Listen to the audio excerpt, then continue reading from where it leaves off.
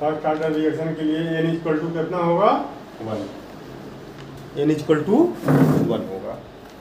First order reaction की first order reaction में जो रेट ऑफ रिएक्शन होता है उसकी यूनिट क्या होती है? बोलो बोलो।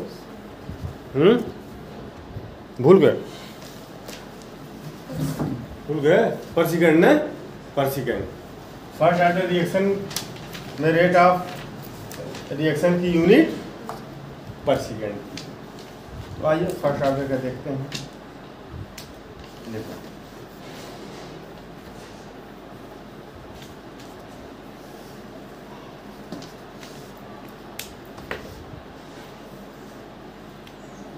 Rate of reaction R equal to K और कंसंट्रेशन है ये का पावर 1।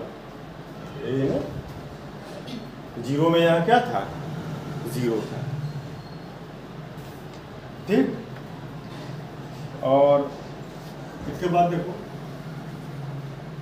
ये A है, प्रोडक्ट है, ठीक। तो इसका रेट ऑफ रिएक्शन क्या होगा? इसका रेट ऑफ रिएक्शन होगा, ये रिएक्टेंट है, टाइम के साथ इसका कंसंट्रेशन डिक्रीज होगा तो हम माइनस लगाएंगे, माइनस, और इसका कोएफिशिएंट -1/1 है। तो कोएफिशिएंट 1 है ना, 2 होता तो -1/2 लगता, 3 होता तो -1/3, तो -1/1, -1/1 का मतलब 1, और dA/dt, dA/dt, ठीक। अब इस R की वैल्यू यहाँ पर पुट कर दें, रख दें, तो -dA/dt इक्वल टू K, इसको इधर कर लो, तो -dA इक्वल टू, इसको हम हटा दे रहे हैं, ये चीज डायरेक्ट हम इसको K लिख रहे हैं, ठीक है, K हम इसको डायरेक्ट लिख देते हैं।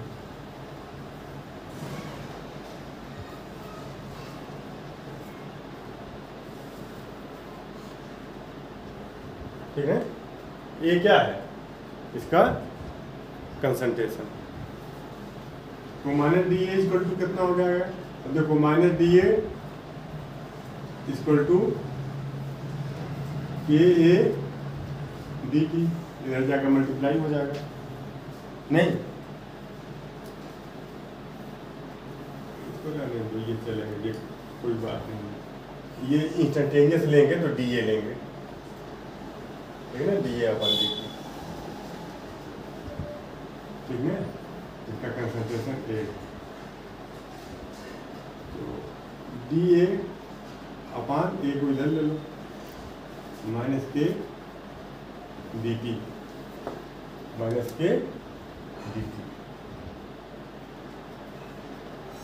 ठीक है, -K dt, दोनों तरफ क्या कर दो? इंटीग्रेट कर दो, कर दिया इंटीग्रेट, ठीक है। देखो rate of reaction R equal to K और कंसंट्रेशन ऑफ A के कंसंट्रेशन का पावर 1, तो A के कंसंट्रेशन का पावर 1 हमने इसको इस फॉर्म में लिख दिया, सिर्फ A लिख दिया है, KA, ठीक है ना। रेट ऑफ, एक तो जो है रेट ऑफ रिएक्शन ऐसे निकलता है, और एक rate of reaction, instantaneous rate of reaction क्या होता है? R इक्वल टू -dA/dt, ठीक। तो अब इसके जगह पर, इस R के जगह पर यहाँ -dA/dt रख दिया, तो -dA/dt इक्वल टू K और कंसंट्रेशन ऑफ A का कंसंट्रेशन, बात समझ में, और उसका पावर 1 है।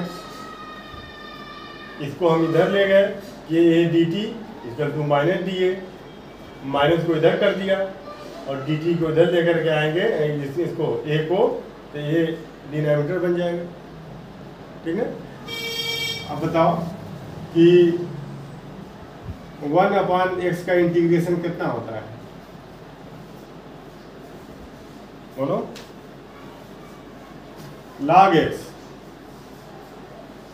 इसका इंटीग्रेशन क्या होता है? log x। 1/x का इंटीग्रेशन log x, याद रहेगा, पहले भी याद रहा होगा। 1/x का इंटीग्रेशन log x, तो इसका इंटीग्रेशन क्या होगा? जैसे आपने लिखा 1/x dx, उसी तरह से यहाँ देखो 1/a dA, इसका इंटीग्रेशन 1/a dA, इसका इंटीग्रेशन। इसका इंटीग्रेशन क्या होता है? log x, तो इसका क्या होगा? log a। log a base क्या रहेगा? log का, log का बेस रहेगा e, बेस क्या रहेगा? e, ठीक ना।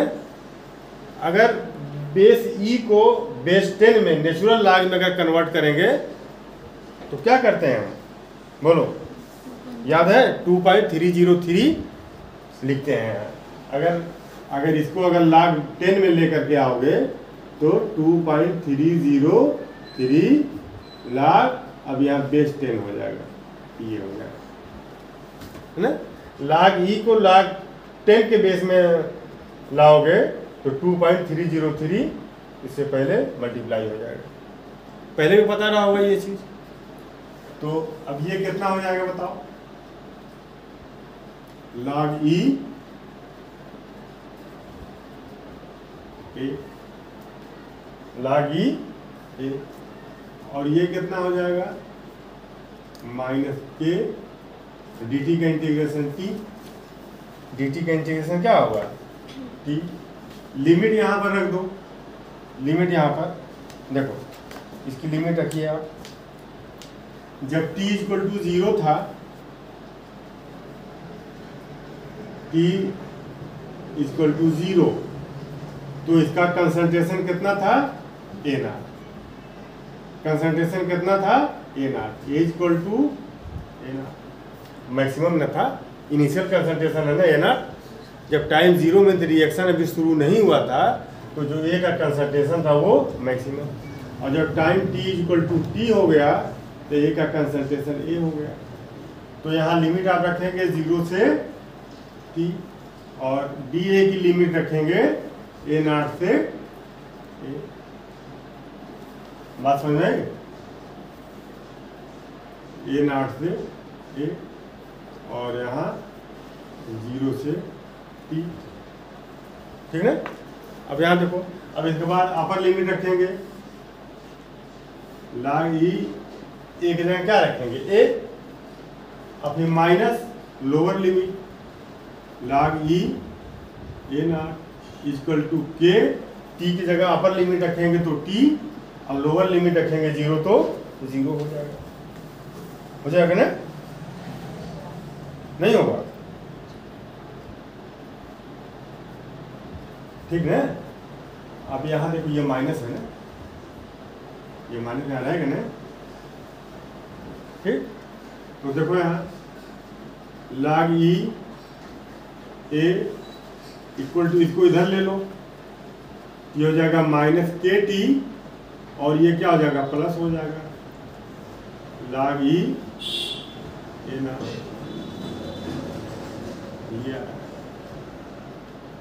है कि नहीं है?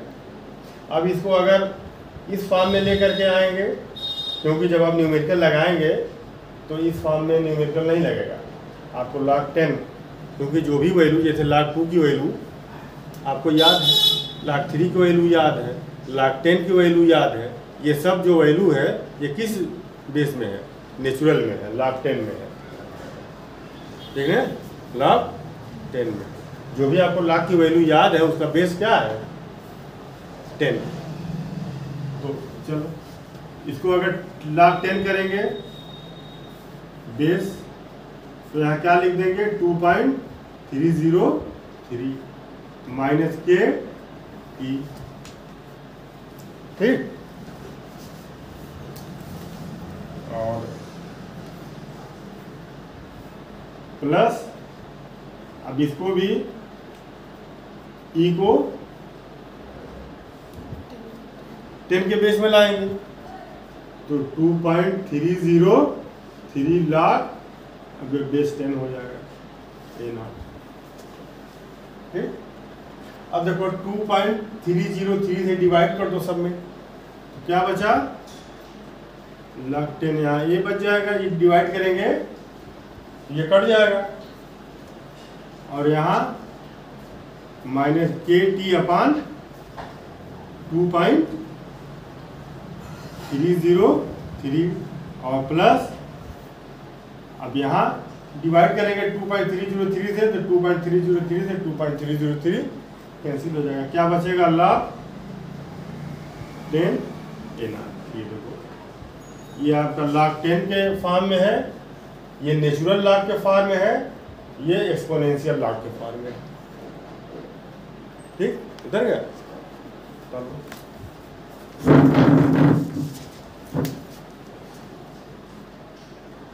कभी कभी ऐसा होता है ना कि ये जो बेस 10 है 10 नहीं भी लिखते हैं, अगर लिख दिया जाए लाख 2,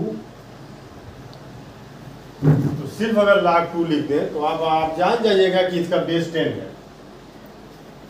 है ना। आपको ये जानना होगा कि लाख 2 इसका बेस क्या है 10 है, तो कभी कभी इसको नहीं भी लिखा जाता है। ठीक, चलो अब इसके बाद देखो इसको लाख 10 इधर ले लो, ठीक है, माइनस, तो अब एक काम करो ना, इसमें माइनस को अगर हम हटाना चाहें तो इसको इधर ले लें और इसको इधर ले लें, ये इधर ले लेंगे तो पॉजिटिव हो जाएगा, है ना। तो चलो हम ले लेते हैं इसको इधर, KT अपान 2.303 इक्वल टू, इसको लेफ्ट में लिए और इसको हमने ऐसे ही लिखा लाख 10 A0, और ये राइट में जाएगा इक्वल के, तो माइनस हो जाएगा, तो माइनस लाख 10 A, तो KT अपान 2.303 इक्वल टू, अब lakh A minus log B क्या होता है, lakh A minus log B क्या होता है, ये होता है lakh A upon B। Lakh इसका भी बेस 10 है, इसका बेस 10 है, ठीक, log A minus log B, log A upon B होता है। तो इसको हम क्या लें, log A0 minus log A equal to हो जाएगा लाख 10 है A0 अपान A, ठीक ना। देखो यहाँ lakh A minus log B, lakh A0 minus log A, ठीक। अब ये T बराबर कितना हो जाएगा, T की वैल्यू कितनी होगी बताओ, K अपान 2.303 जब इक्वल के इधर आएगा तो ये 2.303 ऊपर हो जाएगा और K नीचे हो जाएगा, होता है ना ऐसा। तो T इक्वल टू हो जाएगा 2.303 अपान ये, इक्वल के इधर जाएगा तो उलट जाएगा, ऐसे है तो ऐसे हो जाएगा, log to the base 10 A0 upon A।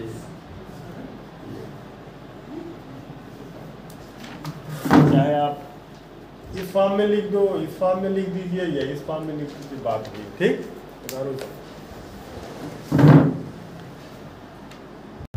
देखो यहाँ देखो, इसी को हम ड्राइव कर रहे हैं, ये आप देख रहे हैं, log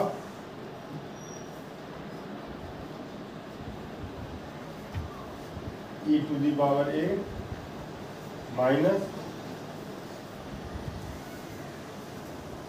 log e to the power a minus, इसको इधर ले लें log base A log a naught to the base e, log a to the base e, इसको धीरे धीरे माइनस में हो जाएगा। अब ये इक्वल टू हो जाएगा माइनस के टी, हुआ कि नहीं हुआ? अब देखो ना, वही फार्मूला इसमें भी लगेगा, log e to the power a minus log b, log a to the power e log b to the power e equal to log a upon b to the power to the base e। वही चीज़ है जो 10 वाले base पर लगा था, natural पर। तो ये क्या हो जाएगा? ये हो जाएगा log e बेस e और a upon a naught, a upon a naught, यही ना होगा? log base e a upon a naught, बोलो ठीक है ना? log a minus log a to the base e minus log a naught to the base e is equal to log a upon log a naught। Formula देखो, match कराओ, ये equal to minus K T, equal to minus K T, समझ आइए। अब देखो एक formula तुम लोग याद कर लो, नहीं याद हो, log e x equal to अगर y है, log x to the base e equal to y है, ठीक ना? तो इसकी जगह आप बदल दीजिए, इसको यहाँ कर दीजिए, इसको यहाँ कर दीजिए, तो log हट जाएगा। e to the power y equal to x, ये होगा है ना? x equal to e to the power y, ठीक ना? e ये बेस e, ये log x to the base e equal to y, इसको यहाँ कर दो, इसको यहाँ कर दो, log को हटा दो, e के जगह पर ये e to the power x के जगह पर y कर देंगे, और ये y के जगह पर क्या चला जाएगा? x, तो x equal to e to the power, ये x equal to e to the power y।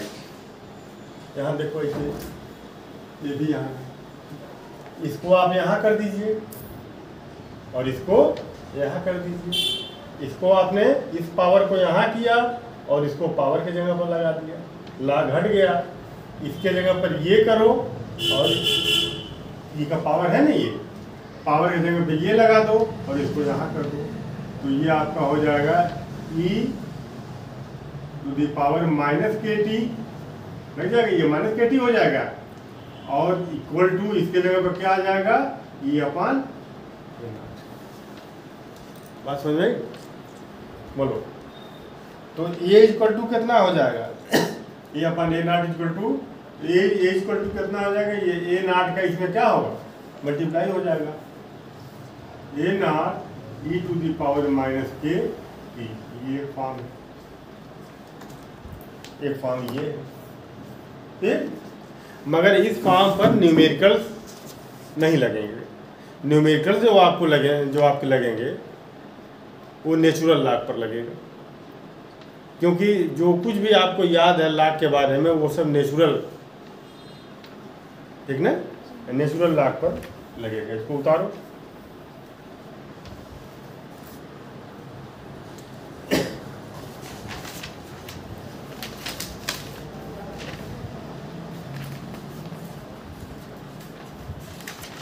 हो गया?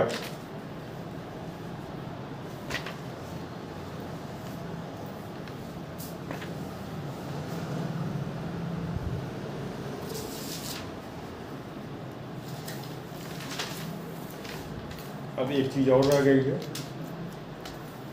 इस पर ग्राफ बनाना है, इस पर, ठीक, इस पर ग्राफ बना दिया जाए। था क्या था, ये आपका था log 10 A, ये कंसंट्रेशन था, माइनस के टी अपॉन 2.303 और प्लस log 10 था। अब इसको अगर आप देखो, ये स्ट्रेट लाइन का ये इक्वेशन है, देखो इसको अगर y एक्सिस पर आप लें और टाइम को अगर x एक्सिस पर लें, टाइम को, और उसका कोएफिशिएंट m और प्लस ये c, ये कांस्टेंट है। अरे भाई इनिशियल कंसंट्रेशन तो कांस्टेंट ही नहीं रहेगा, अभी रिएक्शन शुरू नहीं हुआ है, जो उसका कंसंट्रेशन है वो इनिशियल, मान लो 10 मोल अगर तुम लिए हो, 10 मोल पर लीटर, वो इनिशियल कंसंट्रेशन, तो इनिशियल कंसंट्रेशन तो कांस्टेंट होगा, टाइम के साथ कंसंट्रेशन कम होगा तो ए में न कमी आएगी, उसके फाइनल कंसंट्रेशन में न कमी आएगी, इनिशियल तो वही रहेगा। आपके पास अगर इनिशियली 10,000 रुपया है और घट करके अगर 100 रुपया हो गया, तो आपसे पूछा जाएगा इनिशियली कितना था, तो आप 10,000 बताएंगे, ठीक। तो अब यहाँ देखो, एक ग्राफ आप प्लॉट करिए, एक्स एक्सिस पर देखो ये y और ये x, ठीक है। तो यहाँ देखो y एक्सिस पर हमको क्या लेना है, देखो ये लेना है log, जो y एक्सिस पर लेना है, और x एक्सिस पर क्या लेना है हमको, टाइम, x एक्सिस पर क्या लेना है, टाइम, टाइम ले लें, ठीक। तो अब देखो ना, जो ग्राफ आपका बनेगा, देखो ये m क्या है, स्लोप है, इसका कोएफिशिएंट क्या है, स्लोप। आप इक्वेशन जो ये बनाते हो स्ट्रेट लाइन तो बनता है, ये x और ये y, ठीक है, या ऐसे ले लेते हैं, ऐसे मान लो ले लेते हैं, ये x और ये y, और ये क्या है, c है, ये आपका c है, और इसका स्लोप m क्या है, इसका स्लोप y = mx + c में m क्या है, इसका स्लोप है, ठीक है। तो m की जगह पर कितना है यहाँ, जैसे s का कोएफिशिएंट स्लोप है, तो यहाँ t का कोएफिशिएंट ये पूरा क्या होगा, ठीक है। x एक्सिस पर आपने x लिया है और यहाँ x एक्सिस पर क्या लिए हो, t लिए हो, टाइम, तो x का कोएफिशिएंट स्लोप, यहाँ x एक्सिस पर t लिए हैं तो t का कोएफिशिएंट स्लोप कहलाएगा ना। और ये स्लोप देखो माइनस में है, स्लोप क्या है, माइनस में है, तो एंगल 90 डिग्री से ऊपर होगा, ऐसे बनेगा, ये थीटा हो गया। अब 90 डिग्री से ऊपर स्लोप देखो माइनस में चला गया, देखो इधर स्लोप क्या हो जाएगा इसका, स्लोप m = -k/2.303, ये इसका स्लोप हो गया, ठीक। और इस पर हमने क्या लिया, अब ये क्या हो जाएगा बताओ, ये क्या था, यहाँ से यहाँ तक का डिस्टेंस, जहाँ ये लाइन इसको कट कर रही थी y एक्सिस को, तो ये यहाँ से यहाँ तक का डिस्टेंस कितना था, c, ठीक है। तो उसी तरह से ये c की जगह पर क्या है, ये है ना, तो ये वाली लाइन क्या लिखेंगे, यहाँ क्या हो जाएगा, log 10, ये इंटरसेप्ट हो गया, ये जो डिस्टेंस है यहाँ से यहाँ पूरा, चलो इसको मैं हटा दे रहा हूँ, ये पूरा डिस्टेंस ये क्या हो जाएगा, log 10 ये इंटरसेप्ट हो गया, ठीक। और ये क्या है, एक एक कंसंट्रेशन का log, log of concentration of A है। और ये देखो टाइम है, ये सब कुछ सेट हो गया। बोलो, ये स्ट्रेट लाइन का ये इक्वेशन है, y के जगह पर ये, m के जगह पर ये, s के जगह पर टाइम और c के जगह पर ये। तो एक स्ट्रेट लाइन की तरह से ये जो इक्वेशन है वो स्ट्रेट लाइन एकदम का इक्वेशन है। ये इसे मैच कर रहा है कि नहीं कर रहा है? कर रहा है, ठीक। तो ये हो गया ये। अब देखो, अगर एक एक कंसंट्रेशन और टाइम का इक्वेशन अगर स्ट्रेट लाइन आ रहा है तो वो कौन सा ऑर्डर था? जीरो ऑर्डर में हुआ था, याद है? जीरो ऑर्डर में ये आपका टाइम था और ये आपका कंसंट्रेशन था, ये स्ट्रेट लाइन था जीरो ऑर्डर में। तो अगर रिएक्टेंट के कंसंट्रेशन और टाइम का ग्राफ अगर स्ट्रेट लाइन आ रहा है तो वो जीरो ऑर्डर रिएक्शन है, ठीक। और एक एक कंसंट्रेशन का लॉग ऑफ कंसंट्रेशन ऑफ एक एक कंसंट्रेशन का लॉग और टाइम का ग्राफ अगर स्ट्रेट लाइन आ रहा है तो वो क्या होगा? फर्स्ट ऑर्डर रिएक्शन होगा। मेरी बात समझ में आई? फिर से देख लो, अगर कंसंट्रेशन और टाइम का ग्राफ स्ट्रेट लाइन आ रहा है तो ये जीरो ऑर्डर होगा, है ना। और अगर कंसंट्रेशन ऑफ एक का लॉग और टाइम का ग्राफ अगर स्ट्रेट लाइन आ रहा है तो वो फर्स्ट ऑर्डर रिएक्शन, ठीक। बस करो, अब इसका हाफ लाइफ कल निकालेंगे, ठीक है ना। हाफ लाइफ कल निकालेंगे।